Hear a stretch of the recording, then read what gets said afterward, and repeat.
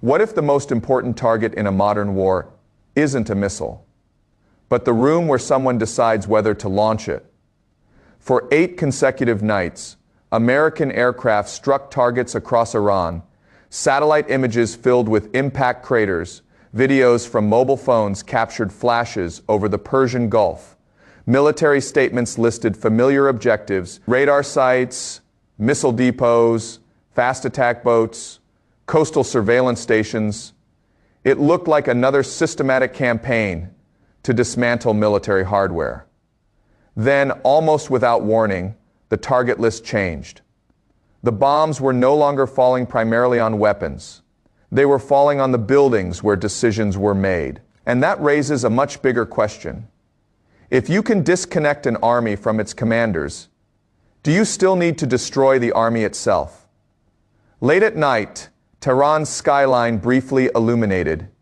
Air defense batteries opened fire into darkness. Residents described hearing several deep explosions across different districts of the capital. From space, the city looked almost unchanged. But somewhere beneath the lights sat command facilities that had spent decades preparing for exactly this moment. These were not ammunition warehouses. They were the nerve centers of Iran's military architecture. Inside these buildings, officers coordinated air defenses, missile commanders received launch authorization. Reports from the Strait of Hormuz, the Persian Gulf, and regional proxy forces converged onto the same operations tables. The buildings themselves mattered, but what they represented mattered even more. The hero of this story isn't a bomber. It isn't even a bunker. It is the Feynman Center Fey. Because command centers do something no missile can. They transform information into action. Every military possesses weapons. Only effective command turns those weapons into strategy. The lesson here is simple. Firepower creates destruction. Command creates coordination. Lose one missile battery, and another may still fight. Lose the network coordinating them all. The battlefield changes immediately. On a military map, Iran's defensive system resembles a web stretched across thousands of kilometers. Coastal radar stations watch the Strait of Hormuz. Missile brigades protect critical infrastructure. Drone bases extend surveillance beyond Iranian territory. Underground communication nodes connect them together. Individually, each location appears important.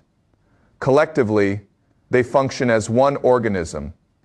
That distinction changes everything. Because modern militaries are no longer collections of isolated units. They are connected, and systems possess a weakness that individual weapons do not. Connections can be broken. But here is the problem.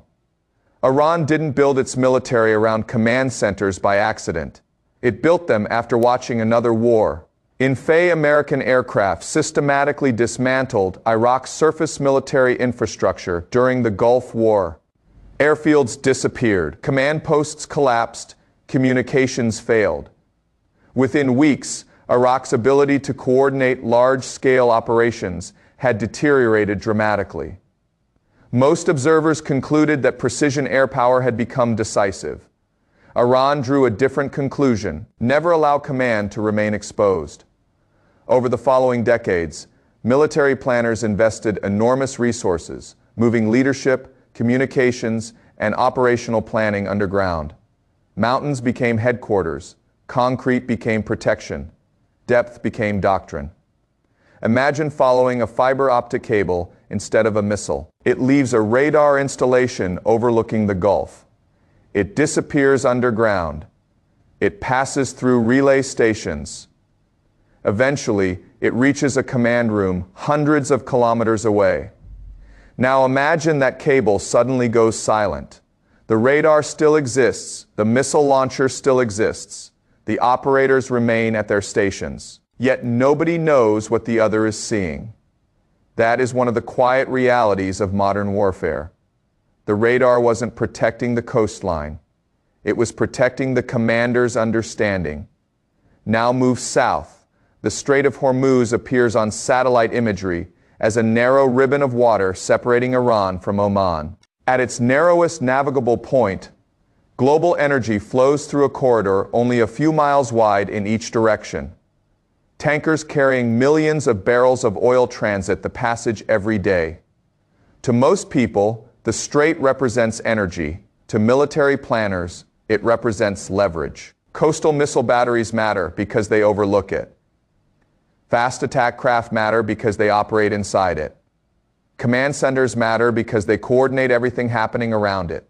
Without coordination, geography loses much of its military value. The part most people miss is that command centers are rarely chosen because they are easy targets. They are chosen because they are expensive targets. Striking one requires confidence, reliable intelligence, persistent surveillance, accurate target identification, political authorization, operational timing. When planners decide to attack command infrastructure, they are making a strategic statement. They believe disrupting decision making now produces greater effects than destroying additional equipment later. That marks a shift in priorities. And priority shifts often reveal how commanders believe the war itself is changing. Now picture an operations room somewhere outside the region. Large digital displays combine satellite imagery, electronic intercepts, drone feeds, and aircraft tracks. Individual pieces of information appear insignificant. One truck, one transmission, one unusual movement after midnight. Together, they reveal patterns. Patterns become predictions. Predictions become targeting decisions. The bomb is only the final step. The real weapon is the ability to understand the system before striking it. But here is another contradiction. Destroying a command center doesn't automatically destroy command. Modern militaries prepare for that possibility. Backup facilities exist. Alternate communication paths are established. Mobile headquarters can relocate. Redundant leadership structures reduce vulnerability. So why target command centers at all? Because uncertainty spreads faster than destruction. If commanders no longer know which headquarters remains secure, every decision becomes slower. Every movement becomes more cautious. Every order demands additional confirmation. Time itself becomes a battlefield. Strategically, this changes the campaign in a subtle but important way. Earlier strikes focused on reducing military capacity. Storage sites, launch infrastructure. Now the emphasis appears to be shifting toward reducing military coherence. Those are not the same objective. One removes weapons, the other pressures the system controlling those weapons, and systems often fail long before every individual component disappears. Look once more at Tehran after nightfall. Traffic continues. Buildings remain standing. Daily life appears surprisingly normal. Yet somewhere beneath that ordinary skyline, officers are asking questions that did not exist a week earlier. Which communications remain secure? Which headquarters can still be trusted? Who has authority if another facility goes silent? Those questions cannot be photographed, but they may prove more consequential than any explosion captured on camera. Because everyone is watching missiles. Everyone is counting strike locations. Everyone is measuring physical damage. But the real question may not be how many targets were hit. The real question is whether the chain of command itself is becoming the battle. Everyone thinks this battle is about destroying command centers.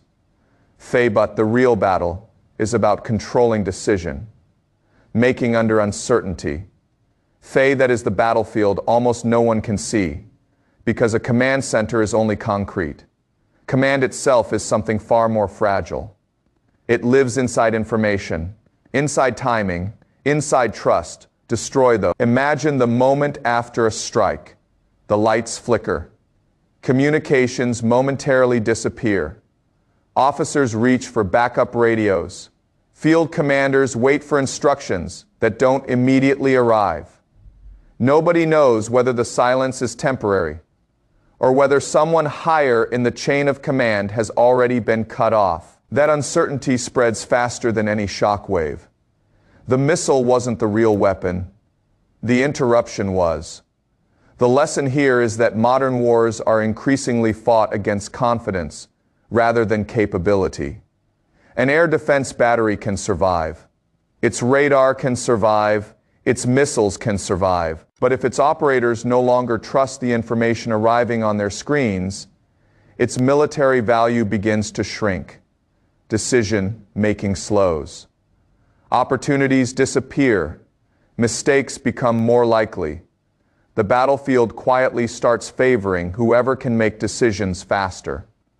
Now move the camera not to Tehran, to a satellite passing. Every 90 minutes it returns watching, comparing, recording. Nothing dramatic happens. No explosions, no smoke.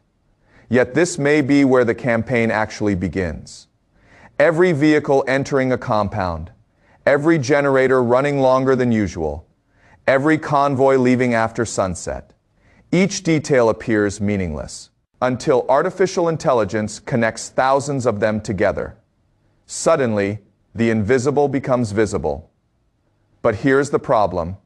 Finding a headquarters is not the same as understanding its importance. A building can be empty. A decoy can look convincing. A mobile command post can replace a permanent one overnight. The challenge is no longer locating infrastructure. It is identifying the moment when leadership actually depends on it. Accuracy is no longer measured in meters. It is measured in minutes, perhaps even seconds. Now widen the frame again across the Persian Gulf. Oil tankers continue moving through the Strait of Hormuz. Insurance firms adjust premiums. Energy traders watch every military statement. Governments calculate strategic petroleum reserves. A commander inside Tehran issues an order. Minutes later, markets in London, Singapore, New York, and Tokyo react. That is why the Strait has always been more than geography. It connects military decisions to the global economy almost instantly. The battlefield stretches far beyond the Middle East. This changes everything, because command centers were never built only to direct military operations. They also protected political control. Military commanders reported there. Government officials coordinated there. Diplomatic messaging often depended on information flowing. If those networks become unreliable, military pressure begins spilling into politics. Negotiations become harder. Coordination becomes slower. Trust inside the system begins to erode. That is an effect no bomb damage assessment can fully measure. Now imagine another country, not Iran, another government with underground headquarters, another military built around hardened command infrastructure. Its planners are watching every available image from this campaign, not because they expect to fight tomorrow, because they are rewriting tomorrow's doctrine today. History has always worked this way. The Gulf War reshaped military thinking across the Middle East. Precision-guided weapons transformed global air power. Stealth forced new air defense strategies. Now command resilience may become the next competition. Not who builds deeper, but who builds smarter. The part most people miss is that every technological advantage eventually creates its own vulnerability. The more connected a military becomes, the more it depends on uninterrupted communications. The more precise intelligence becomes, the more deception becomes valuable, the more centralized command becomes, the more attractive command centers become as targets. Every innovation changes the calculation. Every adaptation creates another problem waiting to be solved. There are no permanent solutions in modern warfare, only temporary advantages. Strategically, this reveals a much larger transformation. For decades, military power was measured by visible assets: how many tanks, how many aircraft, how many missiles. Today, those numbers tell only part of the story. Increasingly, the decisive question is different. How quickly can information move? How quickly can commanders trust it? How quickly can decisions become action? The military that answers those questions faster may gain advantages that no additional missile can provide. Now return to the command center, not the damaged building. The idea itself for generations, Command centers represented control today. They increasingly represent concentration, and concentration attracts precision. Tomorrow's military planners may decide that surviving the next war requires something different. Smaller headquarters, distributed command, autonomous decision support, artificial intelligence assisting human commanders, not because command becomes less important, because it becomes too important to keep in one place. I think the biggest lesson here is that this campaign is forcing every military to ask the same uncomfortable question. Is the safest headquarters still the deepest one? Or is it the one the enemy cannot identify as the headquarters at all? That single question reaches far beyond one conflict. It influences force design, defense budgets, military doctrine, even deterrence itself. Because if command becomes mobile, the entire logic of targeting changes with it. The explosions over Tehran may become some of the most recognizable images of this conflict. But years from now, historians may remember something else. The moment military planners stopped thinking primarily about destroying weapons and started because wars are ultimately won or lost long before the final missile is launched. They are won inside command systems, inside information networks, inside the minds of commanders forced to make impossible choices with incomplete information. That invisible battlefield is becoming more important than the visible one. And it may define the next generation of. The question is no longer whether modern militaries can protect their command centers. The real question is whether any military can preserve fast, trusted decision making once its command network comes under constant pressure from precision strike, intelligence, cyber operations, and electronic warfare. So what do you think? Will future wars be decided by the side with the strongest weapons, or by the side that can keep making better decisions after its command system is under attack?